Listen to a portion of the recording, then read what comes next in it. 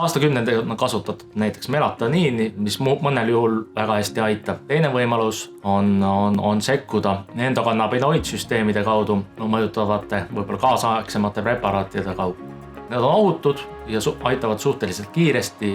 Viimastel aastatel on undsoodustavate preparaatide tulnud juurde kanepist ekstraheeritud erinevad ühendid ja võib-olla kättesaadavam ja ohutum, mida tänapäeval kasutatakse, on kannabidiooli tavaliselt õlid või muud vormid. Lisaks melatoniinile ja sellega seotud kitsamale süsteemile on ajus endokannabinoidide süsteem, mis reguleerib meie ärevust ja unerütmi. Nüüd endokannabinoidide süsteemi mõjutamine on natuke kaudsem tee sellele ja selle väliseks mõjutamiseks tänapäeval on kanepist saadud produktid peamiselt tõestust leidnud on kannabidiooli kasutamine unerütmi korrigeerimiseks.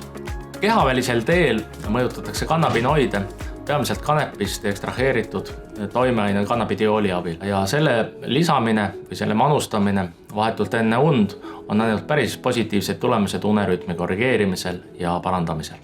Teine oluline bioloogiline faktor lisaks unele on kõik see, mida me suus sisse pistame või ei pista. Toitumine omab väga olulist rolli kogu tervise vaatevinklist. Südame tervisel on teada-tuntud omad dieedid, ka vaimsel tervisel on väga oluline, mida inimene sisse sööb ja kui palju.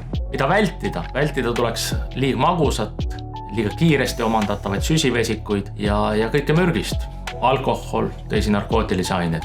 Mida igapäevasesse menüüsse lisada?